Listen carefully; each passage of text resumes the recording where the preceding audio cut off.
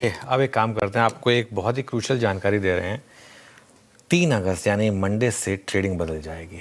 जी हाँ, pre market की तर्ज पर क्लोजिंग में भी 15 मिनट का स्पेशल सेशन होगा, जिसे कैश यानी कि क्लोजिंग ऑक्शन सेशन कहा जाएगा। इसके बाद एफएनओ मार्केट की क्लोजिंग टाइमिंग भी बदलेगी और बहुत कुछ चेंज हो रहा है। श्रेया से समझते हैं वॉल पर कि क्या चेंज हो रहे हैं। श्रेया बताइए। राइट से सबसे बड़ा बदलाव तो ये होगा कि 3:40 तक सबको स्क्रीन के सामने बैठना होगा कि क्लोजिंग 3:40 पर होगी। अच्छा, मंडे से जैसा कि आपने कहा बड़े बदलाव होने जा रहे हैं। सबसे पहला तो कि एफएनओ शेयरों में जो क्लोजिंग ऑक्शन सेशन यानी कि जो आपने कहा कैश, वो लागू होगा। तो एफएनओ में शामिल शेयरों से शुरू हो रहा है कैश। अच्छा, कैश क्या है पहले ये समझ लेते हैं। इसका फुल फॉर्म है क्लोजिंग ऑक्शन सेशन। और अब तक शेयर की क्लोजिंग कैसे होती थी, तो प्राइस, अब तक शेयर का क्लोजिंग प्राइस जो है वो 3 बजे से 3:30 बजे के बीच हुए ट्रेड्स का एवरेज यानी कि वीवैप से तय होता था। वीवैप क्या है? वॉल्यूम वेटेड एवरेज प्राइस, उससे तय होता था। लेकिन अब ये बदल जाएगा, अब ऐसा नहीं होगा। तो होगा क्या, अब बाजार बंद होने से पहले 15 मिनट का एक स्पेशल ऑक्शन सेशन होगा, जैसे प्री ओपनिंग की तर्ज पर होता है वैसा ही होगा। 3 से 3:15 बजे सब कुछ नॉर्मल होगा।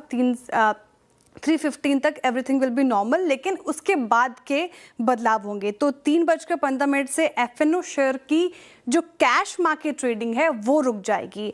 और लेकिन फ्यूचर्स में ध्यान रखिए, ट्रेडिंग जारी रहेगी, लेकिन उस पर एक लिमिट रहेगा 3% का। 3:20 से 3:25 तक आप फिर ऑर्डर डाल पाएंगे और एक्सचेंज बताएगा कि अगर अभी ऑक्शन खत्म हो जाए तो इंडिकेटिव क्लोजिंग प्राइस क्या होगी। टाइमलाइन में बता रही हूँ आपको। 3:25 से 3:30 तक सिर्फ लिमिट ऑर्डर्स ही एक्सेप्ट होंगे और फिर 3:30 से 3:35 तक एक्सचेंज अपना एल्गोरिदम चलाएगा। और जिस भाव पर सबसे ज्यादा बाय और सेल ऑर्डर्स मैच होंगे वही क्लोजिंग ऑफिशियल क्लोजिंग प्राइस होगी इस पर्टिकुलर काउंटर की। यानी कि पहले क्लोजिंग प्राइस एवरेज से तय होती थी, अब क्लोजिंग प्राइस जो होगी ऑक्शन से होगी। एक बार फिर से रिपीट कर देती हूँ, ध्यान रखिएगा, कैश सिर्फ एफएनओ शेयरों की कैश मार्केट पर लागू होगा और जबकि फ्यूचर्स की ट्रेडिंग जो है वो 3:40 तक होती रहेगी, लेकिन उस पर एक लिमिट होगा 3% का। शुक्रिया। अनुज, मैं ये सोच रहा था जिस दिन इंडेक्स की बैलेंसिंग होगी उस दिन क्या होगा? हाँ, मैं भी ये सोच रहा था कि देखिए कोई भी नई चीज़ होती है ना तो हम हर बार सोचते हैं कि क्या इससे चेंज होगा। जब प्री ओपन आया था तब भी ये लगा था कि क्या होगा, लेकिन मेरा मानना ये है कि कुछ ना कुछ इस तरीके के चेंजेस होते रहने चाहिए, कुछ ना कुछ सिस्टम को नया डेवलप करने के लिए। अब देखिए, आप देखते हैं, अब कई बार ना रेजिस्टेंस होता है, आपको और मेरा थोड़ा समय बढ़ जाएगा, लेकिन ठीक है, let's wait and watch. I think एक पॉजिटिव कदम है फिर ये। हाँ, नहीं है, इसमें कुछ रहा नहीं, सुधार है, एक बहुत बड़ा सुधार है, याद रखिएगा ये। तो सोमवार से अब थोड़ी सी चाय जो होती है दोपहर की वो लेट हो जाएगी और थोड़ा सा यहाँ से निकलने में देर होगा, क्योंकि बाजार अब स्क्रीन पे जैसे शेयर ने 3:40 तक स्क्रीन पे हम रहेंगे। ठीक है, कोई बात नहीं, कोई बहुत बड़ी बात नहीं है। अब देखिए, इंडियन मार्केट की स्थिति फ़िलहाल तो अच्छी देखने को मिल रही है, लेकिन कुछ चीज़ें हैं जिनकी वजह से इंडियन मार्केट में नेगेटिविटी फेस हो सकती है। सबसे पहले ग्लोबली टेंशन ही आप ले लीजिए कि किस प्रकार से ग्लोबली टेंशन्स की वजह से इंडियन मार्केट में हलचल मची हुई है और आने वाले दिनों में भी यही एक चीज़ है जो इंडियन मार्केट को सता सकती है। इसके अलावा आप देखोगे कोई ऐसी नेगेटिविटी इंडियन मार्केट में फ़िलहाल देखने को नहीं मिल रही है। क्वार्टरली नतीजे आप देखोगे तो ठीक ठाक क्वार्टरली नतीजे यहाँ पे देखने को मिले हैं, चीज़ें भी काफ़ी बेहतर देखने को मिली है। लेकिन धीरे धीरे ग्लोबली टेंशन्स के बाद में जो इकोनॉमी पे असर जो है वो इंडियन मार्केट पे पड़ेगा। देखिए, मानसून कमज़ोर रहा है, ज़्यादातर बुआई देखने को नहीं है, इसका असर अभी देखने को नहीं मिलेगा। इसका असर 5 से 6 महीने में देखने को मिलेगा।